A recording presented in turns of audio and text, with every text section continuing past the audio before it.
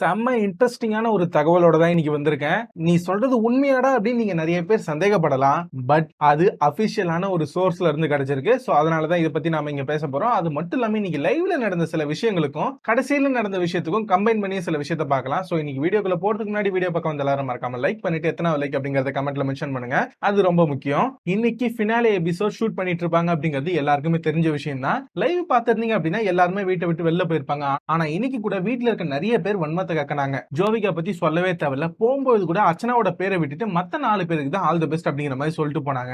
அது மட்டும் இல்லாம அவங்க விசித்ராவை கண்டுக்கவே இல்ல. விசித்ராக்கு இதெல்லாம் வேணும் தான். ஏன்னா அவங்களும் இந்த வீட்டுக்குள்ள நான் தான் அம்மா அம்மா அப்படின்னு சொல்லி ஊரை ஏமாத்திட்டு இருந்தாங்க. கடைசியில எல்லாமே வெளிப்பட்டுச்சு. கடைசியில மாட்டிக்கிட்டாங்க. அதுக்கேத்த மாதிரி ஜோவிகாவை இவங்களை கண்டுக்கலன்னு வச்சுக்கோங்களேன். ஜோவிகாவும் லேஸ் பட்ட ஆள்லாம் இல்ல. அது வேற விஷயம். யார் வின் ஆகவே கூடாது அப்படின்னு இவங்க எல்லாம் பிளான் போட்டு கடைசி ஒரு வாரமா அந்த பொண்ணு அந்த அளவுக்கு டார்கெட் பண்ணாங்களோ அந்த பொண்ணு தான் இப்ப டைட்டில் வின்னர் அப்படிங்கிற மாதிரி நியூஸ் பரவ ஆரம்பிச்சிடுச்சு. எங்க இருந்துடா இந்த நியூஸ் கிடைச்சது அப்படின்னு நீங்க எல்லாம் கேட்கலாம். விகடன் உங்க எல்லாருக்குமே தெரியும். சினிமா விகடனுடைய அபிஷியல் ட்விட்டர் பேஜ்ல ஷூட்டிங் ஸ்பாட்ல இருந்து இந்த நியூஸ் கிடைச்சிருக்கிறதா அவங்களே போட்டிருக்காங்க. சோ மக்கள் ஓட்டுப்படி தான் ஃபினாலே நடந்து முடிஞ்சிருக்கு அப்படிங்கிறது இங்க கிளியரா புரியுது. அது மட்டும் இல்லாம இதுக்கு முன்னாடி ஒரு விஷயத்தையும் பார்த்தேன். அதாவது விஷ்ணுக்கு முன்னாடியே மாயாவை வெளில கொண்டு வந்துட்டாங்க அப்படிங்கிற மாதிரி ஒரு நியூஸ் வந்தது. சோ இது மட்டும் உண்மையா இருந்தது அப்படின்னா இன்னும் வேற லெவல்ல இருக்கும். சோ மக்கள் ஓட்டுப்படி தான் ஃபினாலே நடந்து முடிஞ்சிருக்கு அப்படிங்கிறது உண்மையிலேயே சந்தோஷமான விஷயம். ரெட் கார்டு தூக்காத ஒரு ஆள் வின்னர் ஆயிட்டாங்க. அதுவே ரொம்ப சந்தோஷம் என்ன பொறுத்த அளவுக்கு. சோ இத பத்தின உங்களோட ஒபினியன் என்ன அப்படிங்கறத கமெண்ட்ல போடுங்க.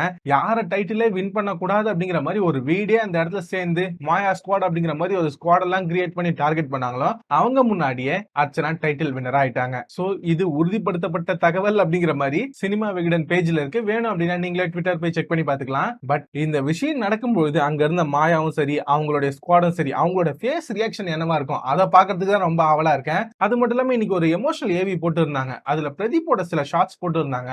உண்மையிலேயே செம எமோஷனல் ஆயிட்டேன். இந்த சீசன்ல அதாவது இதுக்கு முன்னாடி நடந்த எல்லா பிக் பாஸ் சீசன்லயும் நான் பெருசாலாம் எதுவும் கோவப்பட மாட்டேன், கண்டுக்கலாம் மாட்டேன்னு வச்சுக்கோங்களேன். இது ஒரு கேம், யார் ஜெயிச்சாலும் சந்தோஷம் அப்படிங்கிற மாதிரி தான் நான் பார்த்துட்டு இருப்பேன், ஜாலியா என்ஜாய் பண்ணுவேன். ஆனா இந்த சீசன்ல எனக்கு பிரதீப்போட கேம் ஆக்சுவலி ரொம்ப பிடிச்சது. கேம் இன்ட்ரெஸ்ட் ஆகணும் அப்படிங்கிறதுக்காக ஒவ்வொரு விஷயத்தையும் பண்ணிட்டு இருந்தாப்ல. உண்மையாவே என்னோட சப்போர்ட் அவருக்கு தான் இருந்தது. பட் அவர் போனதுக்கு அப்புறம் இந்த ரெட் கார்டு யார் தூக்கலையோ அவங்க யார் வின் பண்ணாலும் எனக்கு பரவாயில்லடா அப்படிங்கிற மாதிரி தான் நான் நினைச்சேன். அதுக்கேற்ற மாதிரியே ஒரு விஷயமும் நடந்துருச்சு. இன்னொரு விஷயத்தை இந்த இடத்துல சொல்லிக்க ஆரம்பிக்கிறேன். இதுதான் நான் பிக் பாஸ் சீசனை ஃபர்ஸ்ட் ரிவ்யூ பண்றேன். இதுக்கு முன்னாடி 6 சீசன் நடந்திருக்கு. அப்பலாம் நான் பண்ணல. அதுக்கு முன்னாடி வேற ஒரு சேனல் ரன் பண்ணிட்டு இருந்தேன். இன்னும் அந்த சேனல் இருக்கு, FTube அப்படிங்கிற மாதிரி செக் பண்ணி பாத்தீங்கன்னா உங்களுக்கு தெரியும். பட் இந்த சேனல் ஆரம்பிச்சதுக்கு அப்புறம் எனக்கு இவ்வளவு சப்போர்ட் கிடைக்கும் அப்படின்னு நான் எதிர்பார்க்கவே இல்ல. 0 சப்ஸ்கிரைபர்ல இந்த சேனல் ஆரம்பிச்சோம். இப்ப கிட்டத்தட்ட 70,000 பேர் நமக்கு சப்போர்ட்டா நிக்கிறாங்க.